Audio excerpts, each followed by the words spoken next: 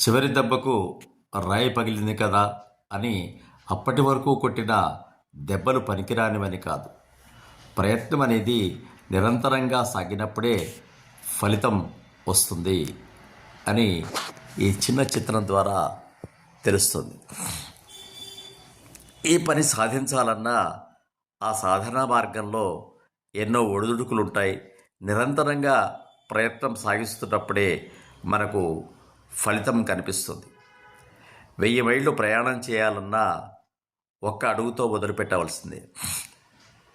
ఆ ఒక్క అడుగు నడుస్తూ నడుస్తూ నడుస్తూ కొన్ని రోజులకు ఆ 1000 కిలోమీటర్ల దూరాన్ని మనం చేరుకుంటాం.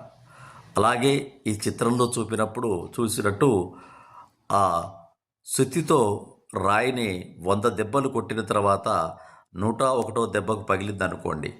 ఆ 101వ దెబ్బ మాత్రమే ఫలితాన్ని ఇచ్చింది అనుకోవడానికి వీల్లేదు. మిగతా 100 దెబ్బలు కొట్టడం వల్లనే ఆ 101వ దెబ్బకు ఆ రాయి పగిలింది. అలాగే మన కార్యసాధనలో కూడా మనం నిరంతరంగా ప్రయత్నం చేస్తూ ఉంటేనే అది జరుగుతూ ఉంటుంది. ఒక కొండను తొలగించాలంటే నిత్యం కొన్ని రాళ్ళు తీసి పక్కకు వేస్తూ ఉంటే ఆ కొండ కూడా తొలగిపోతుంది. సముద్రంలో ఉన్నటువంటి కొండలను కూడా అలలు నిరంతర రాపిడి వల్ల దాన్ని కరిగించి తనలో కలుపుకోగలుగుతున్నాయి. అలాగే ప్రవహించే నది నిరంతర ప్రయత్నం వల్ల ఒడ్డులను కూడా కోసుకొని వెళుతూ ఉంటుంది. ఆ నిరంతర ప్రయత్నమే విజేతను ప్రకటిస్తుంది. పని చేయడం మొదలు పెడితేనే ఫలితం తప్పకుండా వస్తుంది. అందుకోసం నిరంతరంగా శ్రమిస్తూనే ఉండాలి. శ్రమయేవ జయతే.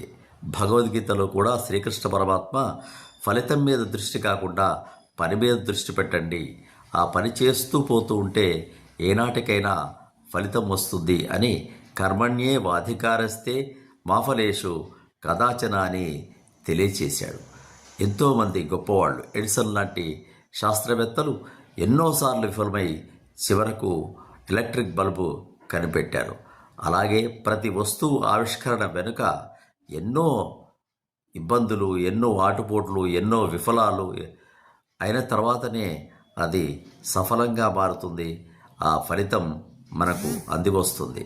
కాబట్టి ప్రయత్నం మీద దృష్టి పెట్టాలి తప్ప ఫలితం మీద దృష్టి పెట్టకుండా నిరంతరంగా, కన్సిస్టెన్సీ అంటారు ఇంగ్లీష్లో, నిరంతరంగా ప్రయత్నం సాగినప్పుడే ఫలితం మనకు అందుబాటులోకి వస్తుంది. సబ్స్క్రైబ్ ఆచార్య శ్రీ శక్తి ఛానల్.